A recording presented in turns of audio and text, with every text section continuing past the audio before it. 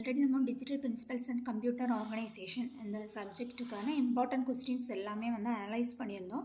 So இன்றைக்கி exam முடிஞ்சிருந்தது. Maximum previous இயரில் என்ன கொஸ்டின் கேட்டிருந்தாங்களோ அதே கொஸ்டின் தான் ரிப்பீட் ஆகிருந்தது. ஃபஸ்ட்டு வந்து நமக்கு கொஸ்டின் பேப்பரில் கேட்டால் ஃபஸ்ட்டு 10 கொஸ்டின்ஸ் வந்து என்னெல்லாம்னு பார்த்துக்கலாம். இதுதான் நம்மளோட கொஸ்டின் பேப்பர்.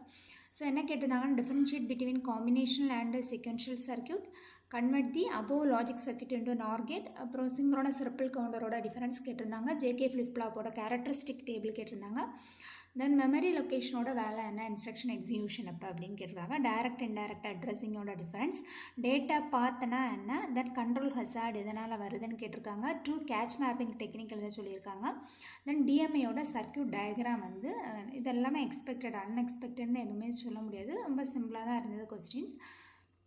ஸோ இதோட ஆன்சர் வந்து ஃபஸ்ட்டு வெரிஃபை பண்ணிக்கலாம்.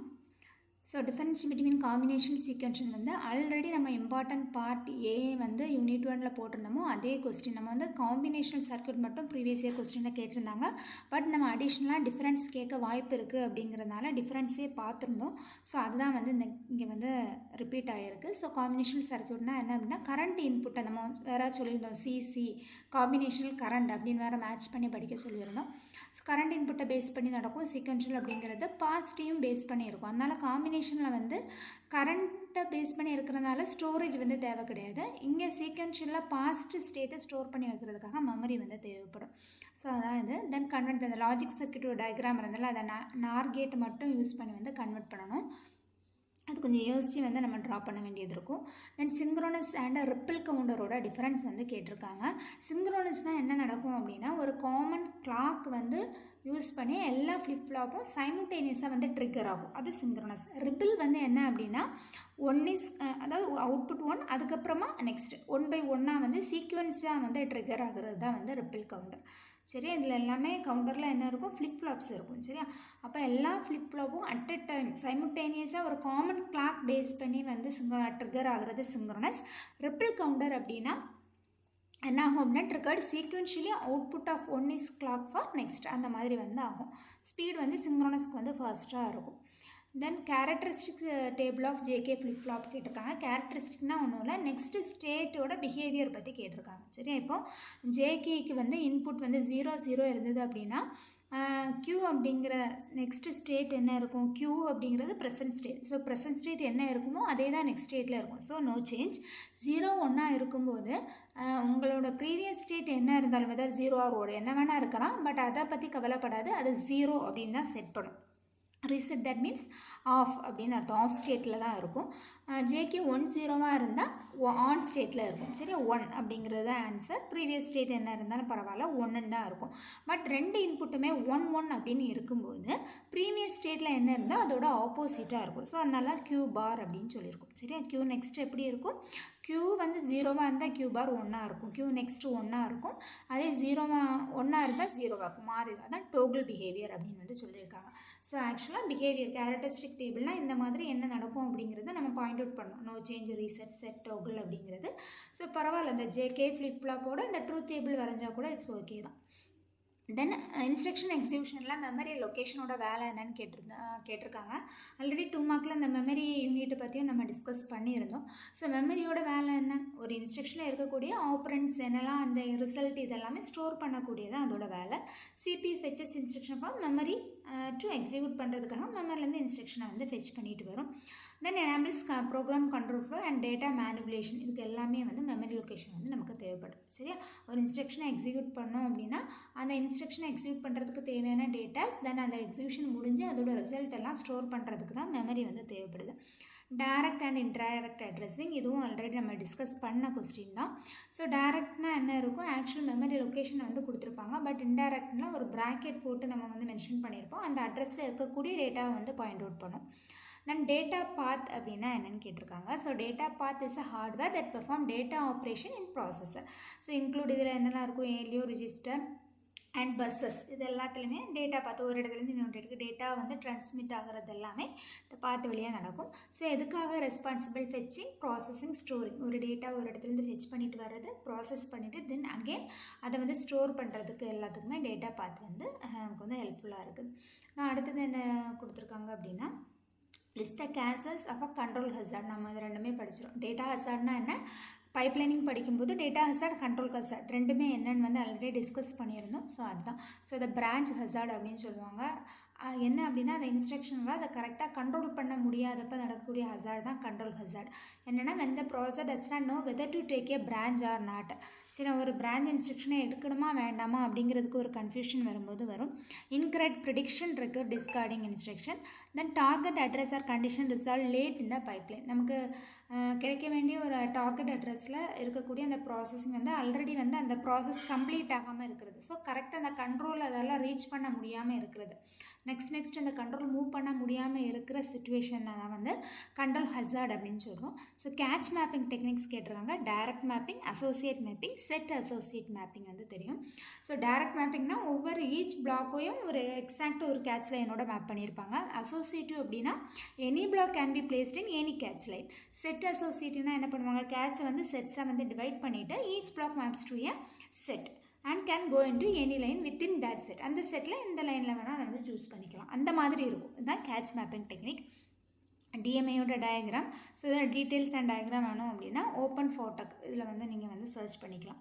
சரி, so draw the circuit diagram of DMA வந்து இதான் சர்க்யூட் டயக்ராம். இதான் வந்து இன்றைக்கி கேட்ட கொஸ்டினோட 2 மார்க்ஸோட அக்யூரேட் ஆன்சர் வந்து இதுதான். சரி, ஓரளவுக்கு நீங்கள் இதை கான்செப்ட் பேஸ் பண்ணி ஓரளவுக்கு எழுதியிருந்தாலே உங்களுக்கு வந்து மார்க்ஸ் வந்து ஈஸியாக கெட் பண்ணிடலாம். இது வந்து ஆல்ரெடி நம்ம டிஸ்கஸ் பண்ண அந்த ரிசல்ட் அண்ணா யூனிவர்சிட்டி கொஸ்டின் பேப்பர் அனலைசஸை ரெஃபர் பண்ணவங்க எந்த கொஸ்டின் எல்லாம் அவங்க அட்டன் பண்ணியிருக்க முடியும் அப்படின்னு பார்த்தோன்னா, ஃபஸ்ட்டு கொஸ்டின் அட்டன் பண்ணியிருக்கலாம். Difference between combinational and sequential circuit, இதை வந்து அட்டன் பண்ணியிருக்கலாம். தென் சிங்க்ரோனஸ் நம்ம சர்க்யூட் பார்த்தோம், இதில் பார்க்கல. ஃப்ளிப்ஃப்ளாப் வந்து கண்டிப்பாக அட்டன் பண்ணிக்கலாம். ஏன் அப்படின்னா ப்ரீவியஸ் இயர் கொஸ்டினில் டி ஃப்ளிப்ஃப்ளாப்போட கேரக்டரிஸ்டிக் டேபிள் கேட்டிருந்தாங்க. பட் ஜேகேயோட ட்ரூத் டேபிளும் அந்த ட்ரூத் டேபிள் வந்து கேட்டிருந்தாங்க. நம்ம அதை டிஸ்கஸ் பண்ணியிருந்தோம். பட் நம்ம அதை டிஸ்கஸ் பண்ணோம் அப்படின்னா ஆல்ரெடி நம்ம இதையும் லைட்டாக பார்த்துருக்க வாய்ப்பு இருக்குது. தென் மெமரி லொக்கேஷன் பற்றி நம்ம சொல்லியிருந்தோம். அகெயின் டைரக்ட் இன்டைரக்ட் அட்ரஸிங்கும் நம்ம வந்து ரெஃபர் பண்ணியிருந்தோம். டேட்டா பாத் ரெஃபர் பண்ணல. ஹசார்ட்ஸ் பற்றி ரெஃபர் பண்ணியிருந்தோம். தென் மேப்பிங் டெக்னிக்ஸ் பார்க்கல. டிஎம்ஏ படிக்க சொல்லியிருந்தேன். ஏன்னா நமக்கு பார்ட் பிசியில் வந்து 5th யூனிட்டில் டிஎம்ஏ அதிகமாக ரிப்பீட் ஆகிருந்தது. அதனால் டிஎம்ஏ வந்து பார்க்க சொல்லியிருந்தோம். சரி, அப்போது நம்ம வந்து ப்ரீவியஸ் இயர் அண்ணா யூனிவர்சிட்டி கொஸ்டின் பேப்பர் அனலைஸ் பண்ணி நம்மளோட வீடியோவை பார்த்து படித்தவங்களுக்கு கண்டிப்பாக என்ன கொஸ்டின்லாம் அட்டன் பண்ணியிருக்க முடியும். 1 2 3 4 5 ஒரு 5 கொஸ்டின்ஸ் வந்து 50-50 வந்து அட்டன் பண்ணியிருக்கான பாசிபிலிட்டிஸ் வந்து இருக்குது. ஓகேவா? ஸோ இனி வந்து கொஸ்டினில் பார்ட் பி இது ஓகே. பார்ட் பியில் வந்து என்ன மாதிரி வந்து கேட்டிருந்தாங்க அப்படிங்கிறத பார்க்கலாமா?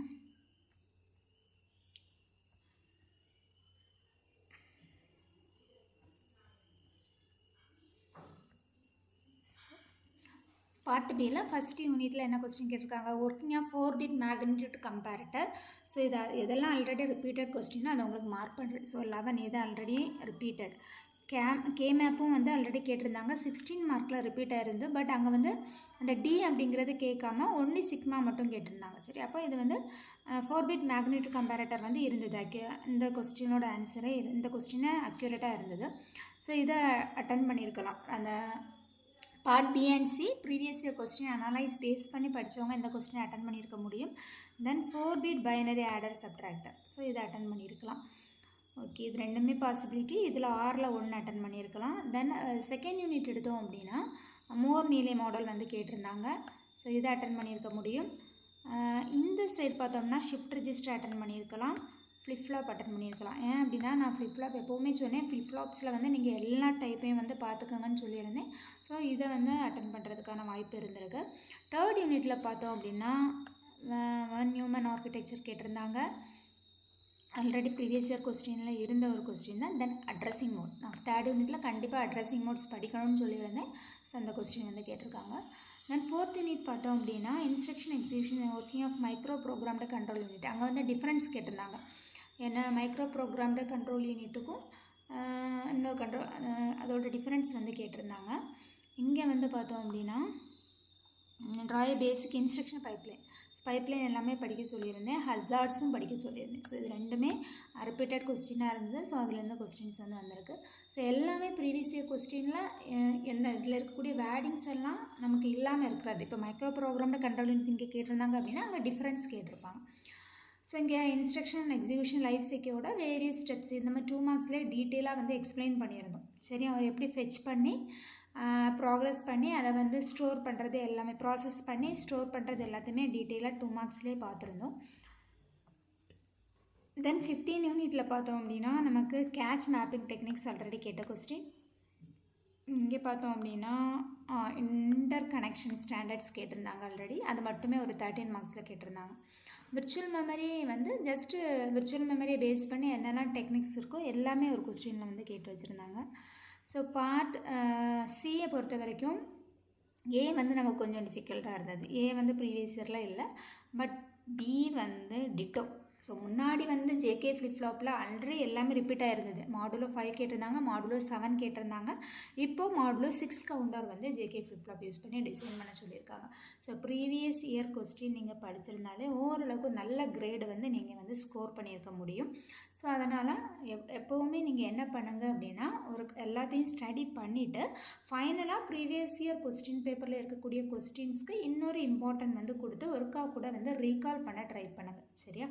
என்ன அப்படின்னா இந்த லாஸ்ட் டைம் நம்ம ரீகால் பண்ணும்போது அப்படியே போய் எழுதுறதுக்கான வாய்ப்புகள் அதிகம். இது வரும் அப்படின்னு சொல்லி நம்ம மைண்டில் ஃபிக்ஸ் ஆகி ரீட் பண்ணோம் அப்படின்னா அந்த பாயிண்ட்ஸ்லாம் அப்படியே நமக்கு வந்து மைண்டில் போய் ஸ்டோர் ஆகி எழுதுறதுக்கு வந்து ரொம்ப ஹெல்ப்ஃபுல்லாக இருக்கும். இது எல்லாமே நீங்கள் படிச்சுட்டு எதையுமே ரிவைஸ் பண்ணாமல் போனீங்க அப்படின்னா அது கொஞ்சம் கஷ்டமாக இருக்கும். நமக்கு வந்து டக்குன்னு அந்த பாயிண்ட்ஸ் எல்லாம் மைண்டில் வந்து வராது. ஸோ எப்போவுமே நீங்கள் எல்லாம் படித்து முடிச்சுட்டு ப்ரீவியஸ் இயர் கொஸ்டின் பேப்பர் வச்சு ஆல்ரெடி நீங்கள் படித்த கான்செப்டை 1 டைம் கூட ரீகால் பண்ணுறது பெட்டர். ஓகேவா? Thank you. All the best for your next exam.